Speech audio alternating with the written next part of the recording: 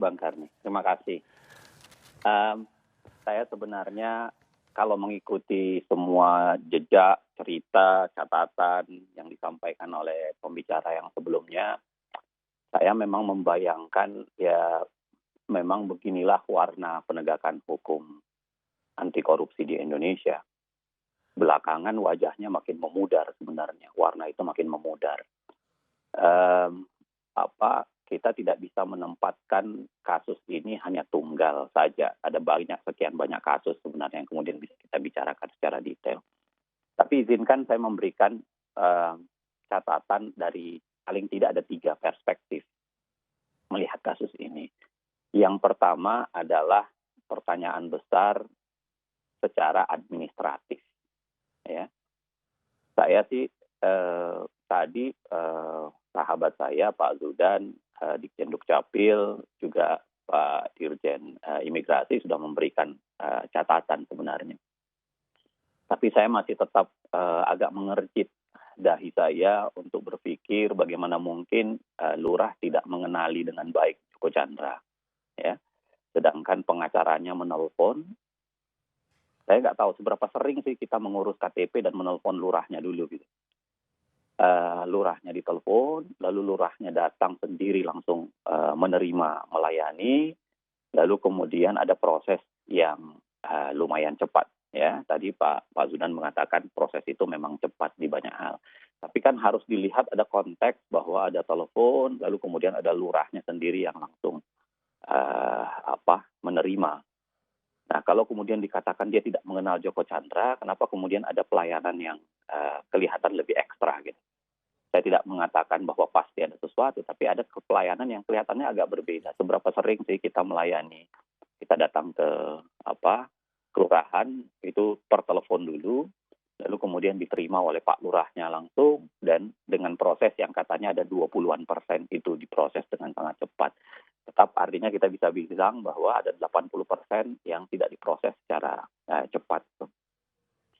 Dan yang kedua, saya melihat secara administrasi belakangan Republik ini banyak kebetulan dalam Republik ini. Ya. Ada banyak sekali kebetulan. Kebetulan tiba-tiba dia dihapus dari daftar cekal. Kebetulan dia kemudian bukan lagi dihilangkan dari daftar DPO. Dan kebetulan dia kemudian paham bahwa dia tidak lagi daftar cekal dan DPO sehingga dia bebas untuk mengakses administrasi kenegaraan. Saya mengatakan kebetulan ya, wallahualam, apalagi yang bisa kita sampaikan sebagai warga negara yang marah dengan perilaku-perilaku begini. Ya sudahlah, kita terima aja lah bahwa itu kebetulan. Di Republik ini begitu banyak kebetulan. Jadi ada kebetulan tiba-tiba dia paham, saya sudah enggak, informasinya dari mana, disampaikan kepada dia oleh siapa, dia bisa tahu bagaimana caranya, kita wallahualam. Ya, tapi kemudian begitu banyak ada kebetulan. Saya ingat lagi kasus Harun Masiku gitu, yang dijelaskan juga kebetulan tiba-tiba sistem di bandara mati pada saat dia masuk gitu. Ya sudah, kita terima seberapa banyak kebetulan di Republik ini yang harus kita terima gitu.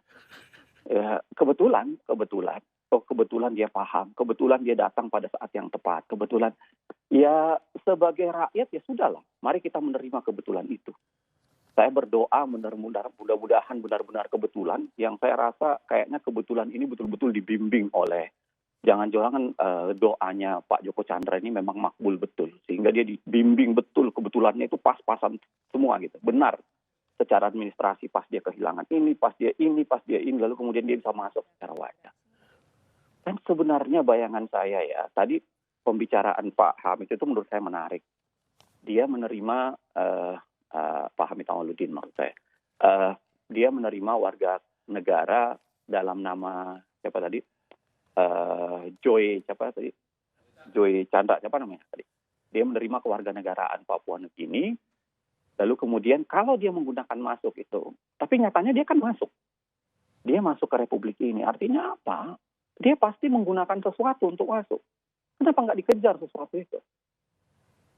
Masa nggak bisa dikejar sesuatu itu? Dikorelasikan, dites dengan kesamaan mukanya, dites dengan kesamaan ini.